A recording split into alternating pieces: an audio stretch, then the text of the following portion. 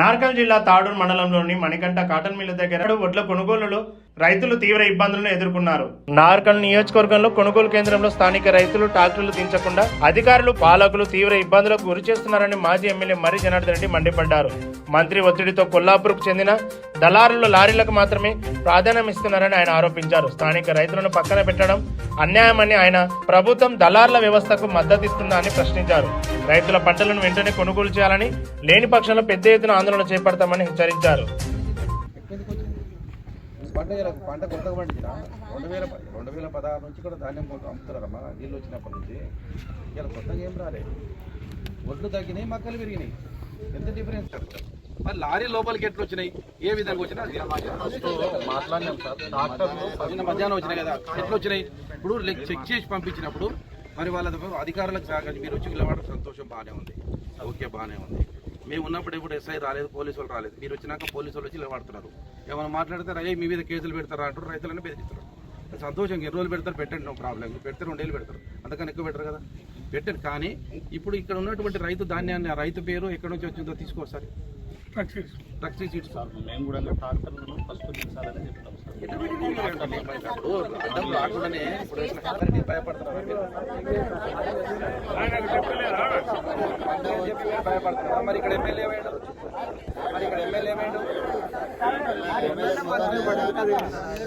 నాకు పను రైతు రావాలి, రైతు చెప్పుకోవాలి, లారీ పక్కన పెట్టాలి. మేడం బయటికి కొల్లాపురం లారీలు బయటికి జగిరి నడు ఈ డోర్లు ఎత్తి ఇక్కడ తెలుస్తుంది.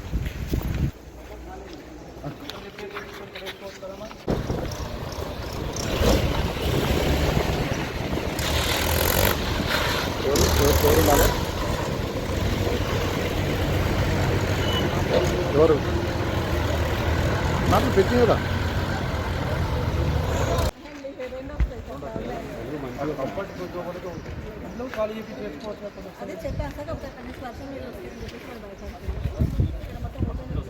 కొద్దిగా దూరం వస్తాయి. ఒక 10 ఫీట్ ఉంటే సరే, ఒక 10 ఫీట్ల గ్యాప్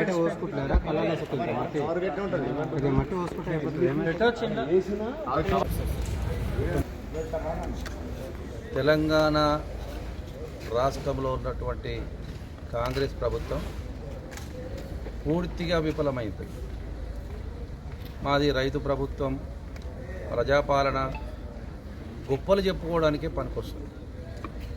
ముఖ్యమంత్రి గారు హైదరాబాద్లో కూర్చొని కాగితాల మీద పేపర్లు ఆర్డర్లు ఇవ్వడానికి పనికొస్తుంది తప్ప రియల్గా గ్రౌండ్ లెవెల్లో రైతుల ఇబ్బందులు, రైతులు పండించిన పంట కొనడానికి తీసుకోవాల్సిన చర్యలు శూన్యం. సెక్రటరియట్లో ముఖ్యమంత్రి గారు ఒక మాట చెప్తారు, మంత్రులు ఒక మాట చెప్తారు, ఎమ్మెల్యేలు ఒక మాట చెప్తారు. అసలు ఎవరు మాడినాలో అధికారులకు సందిగ్ధంలో పడిపోయారు. ఒక మంత్రి ఏమంటాడు, మేము 80% కొన్నాం, అయిపోయింది, అసలు ధాన్యం డబ్బులే ఇచ్చేసినాము, అసలు రైతులు ఎవరు ఇబ్బంది పడతలేరని చెప్పి. ఇక్కడ వస్తే కిలోమీటర్లు లారీలు ట్రాక్టర్లు పెట్టుకొని, ట్రాక్టర్ ఉంటే గోనె సంచులు ఉండవు, గోనె సంచులు ఉంటే గోదాములు ఉండవు, గోదాములు ఉంటే హమాలీలు ఉండరు. ఎండ ఎక్కువై 43-44 డిగ్రీలలో రైతులు ధాన్యాన్ని అమ్ముకోవడానికి వచ్చి లారీల కింద కూర్చొని వాళ్ళు ఎండ నుంచి కాపాడుతున్నారు. గతంలో కాంగ్రెస్ ప్రభుత్వం ఉన్నప్పుడు వ్యవసాయం చేసి అప్పుల పాలై చనిపోతున్నారు రైతులు. మళ్ళీ కాంగ్రెస్ ప్రభుత్వం వచ్చినాక పంట అమ్ముకోవడానికి వచ్చి మార్కెట్ ల్యాండ్లో కుప్పకూలిపోయి చనిపోయే పరిస్థితి తీసుకొచ్చింది కాంగ్రెస్ ప్రభుత్వం. మళ్ళీ ఇది రైతు ప్రభుత్వం అవుతుంది. గతంలో నేను చెప్పిన కాంగ్రెస్ అంటే కష్టాలు అంటే కాంగ్రెస్ అని. కాంగ్రెస్కు కష్టాలకు అవినాభావ సంబంధం ఉంది. ఒక గోనె సంచి 36 రూపాయలకు అమ్ముకుంటారు ఈ కాంగ్రెస్ వాళ్ళు. అధికారులు, కాంగ్రెస్ పార్టీ రాజకీయ నిరుద్యోగులు కలిసి ఇలా 36 రూపాయలకు ఒక గోనె సంచి అమ్ముకుంటారు మార్కెట్లో. మరి ఎవరి జేబులకు పోతున్నాయి పైసలు? గోనె సంచి పైసలు ఎక్కడ పోతున్నాయి పైసలు? ఇలా క్వింటాలకు 10 కిలోలు కట్ చేస్తున్నారు. మరి ఎవరి జేబులకు పోతున్నాయి పైసలు? రైతు గోస వర్ణనాతీతం. ఇవాళ నీకు 2400 రూపాయల చొప్పున అని మద్దతు ధర ఇస్తున్నావు, కానీ మొక్కజొన్న 1700కు 1650కి మార్కెట్లో అమ్ముకొని పోతున్నారు. ఎవరి ప్రాబ్లం ఇది? ఎవరు చేసిన పాపం ఇది?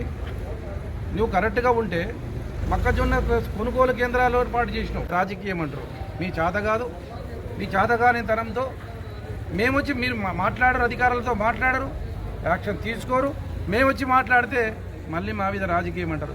మాత్రంగా ఏర్పాటు చేసినాం, కానీ గోనసత్తులు లేకుండా గన్ని బ్యాగులు లేకుండా మన కొనుగోలు కేంద్రాలు ఓపెన్ చేస్తారా?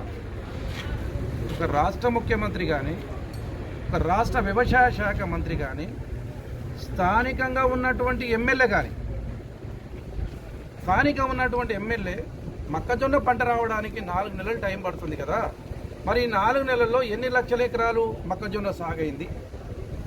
ఎంత పంట వస్తుంది? ఎన్ని గన్ని బ్యాగులు కావాలి? ఎంత గోడౌన్ కావాలి? మరి నిల్వ చేయడానికి గోడౌన్ ఉందా లేదా? హమాలీలు ఉన్నారా లేదా? గన్ని బ్యాగులు ఉన్నారని సమీక్ష పెట్టుకోవాలి. సమీక్ష పెట్టుకోకుండా మీరు రైతుల దగ్గరికి పోరు. మరి నీకు ఇక్కడ స్థానికంగా ఉన్నటువంటి మంత్రి, వారు ఈ జిల్లాకు మంత్రి, రాష్ట్రానికి మంత్రి. నేను మంత్రిని అడుగుతున్నా, మీరు రైస్ మిల్లర్లు బెదిరిస్తున్నారు. కాదు, రైస్ మిల్లర్లు కాదు బెదిరించాల్సింది, మీరు ఇక్కడ ఉన్నటువంటి ధాన్యాన్ని మొత్తం అన్లోడ్ చేయండి అని చెప్పాలి. కానీ కొల్లాపూర్కి దించండి, మీరు వేరే వాళ్ళు దించొద్దంటే అది ఎంతవరకు కరెక్ట్? మేము కొల్లాపూర్ దించొద్దు అంటలేం, కానీ రైతులకు మీ కొల్లాపూర్ అధికారులు బెదిరించి ఇలా మంత్రి గజమాయి చేస్తుంది. మరి స్థానికంగా ఉన్నటువంటి ఎమ్మెల్యే ఎక్కడ పోయిండు? కేసీఆర్ ప్రభుత్వం వస్తుంది, రైతులకు మంచి రోజులు వస్తాయి, వ్యవసాయానికి మంచి రోజులు వస్తాయి అనే విధంగా మేము చెప్తున్నాం. రైతులు ఎక్కడ భరోసా పడాల్సిన అవసరం లేదు. తప్పకుండా ప్రతి చివరి కొంచె ప్రభుత్వం కొనకపోతే మెడలు మంచైనా సరే కొనే విధంగా మేము ప్రయత్నం చేస్తాం. రైతుల పక్షాన ఉంటాం, రైతుల పక్షాన కొట్లాడతాం. రైతులు ఎవరు ఐదారు పడాల్సిందని నేను ఈ ముఖం తెలియజేస్తున్నాను.